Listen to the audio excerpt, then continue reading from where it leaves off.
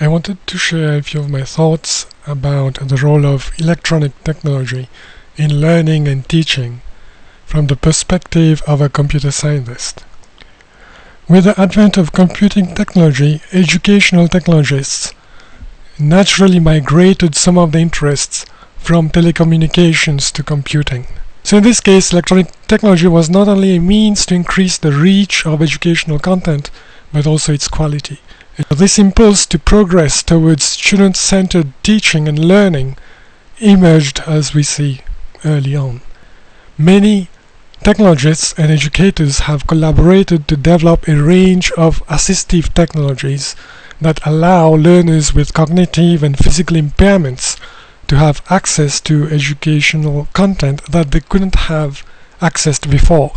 We can obviously see the deep multidisciplinary nature of the work cut out for anyone interested in implementing effective mechanisms or approaches to advance teaching, learning, training, and competency evaluation for audiences ranging from toddlers to adults, from patients to care providers, and for practically every professional that requires training either to learn new skills or to practice or perfect known skills. Social computing and collaborative technologies have gathered steady steam over the past decades, and the quasi-explosion of collaborative applications that we see today in the commercial arena can be traced to humble origins in various labs run by researchers interested in computer-supported cooperative work, human-computer interfaces. From the perspective of a teacher, one of the important aims of teaching is how to increase student engagement, and students want learning to be not only engaging but also fun. Gaming technologies hold a lot of the solutions or part of the solutions that educational technologists may be interested in. The goal here is not to gamify every human activity in order to motivate learning or even teaching. This is still a wide open field, and there is a lot of scope for developing new ideas. I personally think that being aware of hype cycles for various technologies can help draw a fairly accurate picture of what is to come.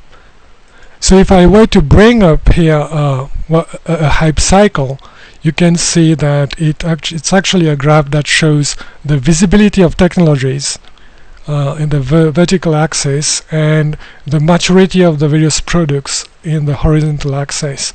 So every technology that appears on our radar screen typically follow this evolutionary pattern. And as educational technologists, you would find that whenever a new technology is introduced, there will be many pioneering teachers who would be trying to integrate these new technologies in their teaching approaches.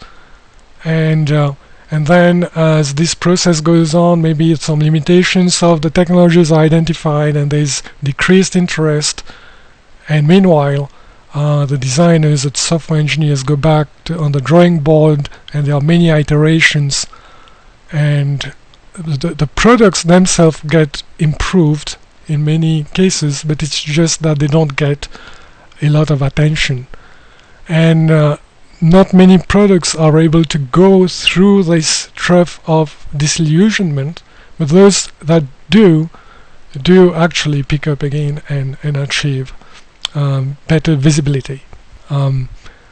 So what I would do if somebody asked me to predict the future, I would really look at the whole range of technologies out there, whether it is assistive technologies, virtual reality technologies, augmented reality technologies, a whole range of all these technologies that we know about, and look at the location, the current location on this curve, and then try to predict in the near term which ones are likely to pan out, and that would allow me to know which technology I would pay attention to, or if I am leading an organization, I will really calibrate my efforts.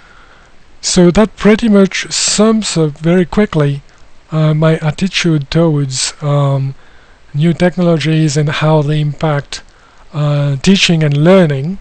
Thank you for your attention.